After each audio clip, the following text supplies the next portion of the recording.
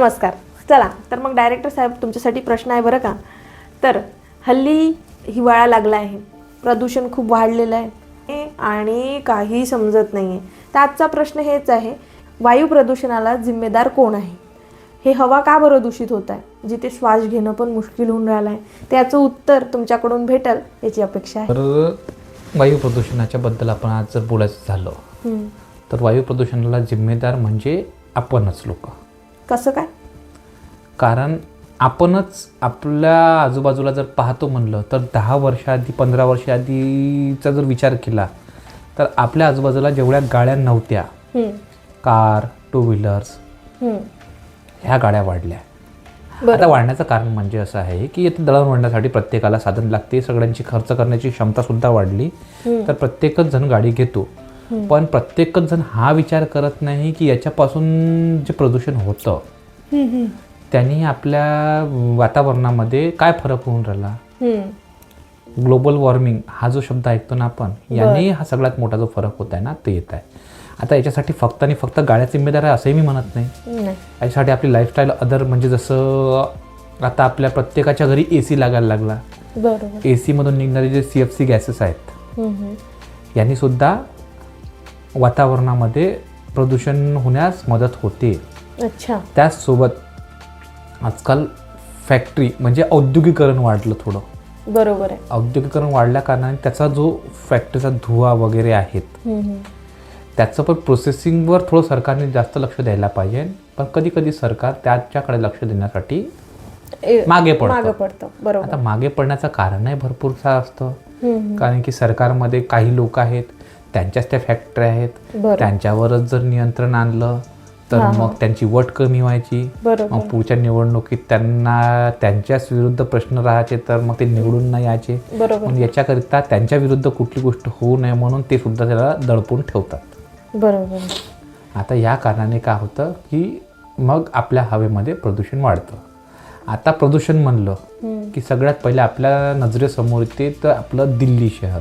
बरोबर. पूर्ण भारतामध्ये जर प्रदूषण म्हणलं की आपल्या पहिले आठवते दिल्ली. दिल्लीमध्ये प्रदूषण होण्याचं मागं कारण असं आहे म्हणते की दिल्ली हा ज्या पट्ट्यात येतं, ज्या भागात येतं, तिथे काय होते की जी हवा येते तर वायव्येकडून जी हवा येते ती हवा मग इकडे पास व्हायला पाहिजे ना बंगालच्या उपसागराकडे, ती जात नाही. कारण काय होतं की कमी दाबाचा पट्टा निर्माण होतो आणि मग ती हवा तिथल्या तिथे अडते. आणि हिवाळ्यात काय होतं की औद्योगिकरण भरपूर आहे दिल्लीमध्ये, गाड्या सुद्धा भरपूर आहेत, आणि बाकीच्या गोष्टी म्हणजे आजूबाजूच्या जे शेतकरी आहेत तेव्हा त्यांचं पीक येतं, म्हणजे येतं म्हणण्यापेक्षा त्यांचं पीक विकलं जातं, आणि जे रिमेन्स असतात म्हणजे जे उरलेले भाग असतात मग त्याचे त्याला पुढच्या काम ते सीझनसाठी त्यांना तयार पण करायचं असतं. तयार करायसाठी त्यांच्याकडे तर तो टाइम नसतो की बरं याला कुजवत बसायचं, याचं खत बनवायचं, ह्या त्या गोष्टी.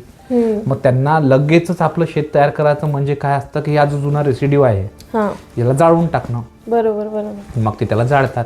आता त्याचा धुवा आणि त्याचसोबत हा पर्यावरणात तयार होणारा हा जो फॅक्टरीजचा धुवा, गाडीचा धुवा आहे, हा धुवा जेव्हा त्या हवेमध्ये मिसळतो, हवा तर पास होऊन नाही राहिली आणि हा धुवा तिथे उठून राहिला, तो त्या दिल्ली शहरावरती एक आच्छादन तयार करतो.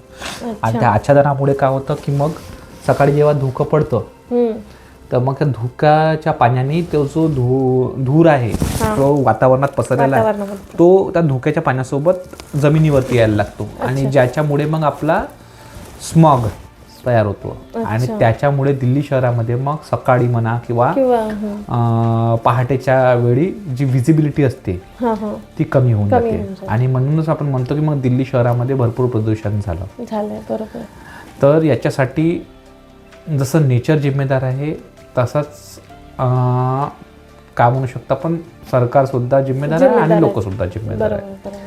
कारण लोकांनी जर आपली स्वतःची गाडी म्हणा किंवा इंडिव्हिज्युअल व्हेकल न वापरता जर सार्वजनिक वाहनांचा वापर केला ना तर त्याने काय होईल की प्रदूषण थोडं नियंत्रणात येईल. दुसरी गोष्ट, फॅक्टरीवर जर सरकारने थोडं नियंत्रण ठेवलं आणि किती धूर वातावरणात गेला पाहिजे आणि किती धुराचं प्रोसेसिंग करून तो तिथे समूळ नष्ट करता आला पाहिजे. याच्यावर जर कंपन्यांवर काही नियम लादले बरोबर. तरीसुद्धा तिथे जो काय म्हणतो विषारी वायूंचा होणारा जो त्रास आहे किंवा विषारी वायूचा होणारा जो विसर्ग आहे कंपन्यांमधून बरोबर तो कमी होऊन जातो. हो. आणि तिसरी गोष्ट म्हणजे जे शेतकरी आहेत शेती त्यांनी थोडंसं या गोष्टीला जाळण्यापेक्षा या गोष्टी कुजवण्याकडे किंवा त्याचं खत बनवण्याकडे जर थोडंसं लक्ष दिलं तर ते बरं होईल. त्याने दिल्लीमध्ये होणाऱ्या प्रदूषणावर थोडासा आळा घालता येईल. बरोबर. राहिलं आपल्याकडलं तर आपल्याकडे पण महत्त्वाच्या गोष्टीमध्ये याच आहेत, वाहने, फॅक्टरीज, अच्छा, आणि दुसरी गोष्ट म्हणजे आपल्याचकडून होणारं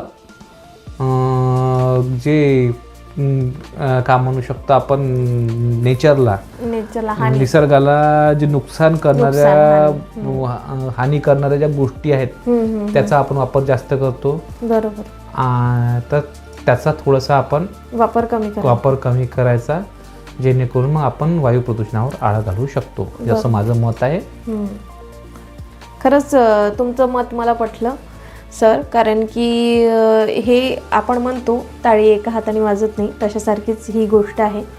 आणि तुम्ही सांगितलेलं शॉर्टमध्ये सांगितलेलं हे संभाषण आपलं खूप छान आहे. पण यावर आपण सविस्तर पुन्हा बोलू शकतो. जर का आपल्या ऑडियन्सला आपला हा व्हिडिओ आवडला तर ते आपल्याला कमेंटमध्ये सुचवतील की जर का त्यांना मोठं कॉन्व्हर्सेशन पाहिजे तर आपण नक्कीच ते पण करूया वायू प्रदूषणावर. तर ज्यांनी पण हा व्हिडिओ पूर्ण बघितला तर त्यांना खूप खूप धन्यवाद. आणि आम्हाला कमेंट थ्रू तुम्ही कळवा की तुम्हाला आमचे व्हिडिओ कसे वाटतात आणि आम्हाला सपोर्ट करा, सबस्क्राईब करा, लाईक करा, शेअर करा आणि कमेंट करा, हेच म्हणणार. आणि थँक्यू सर.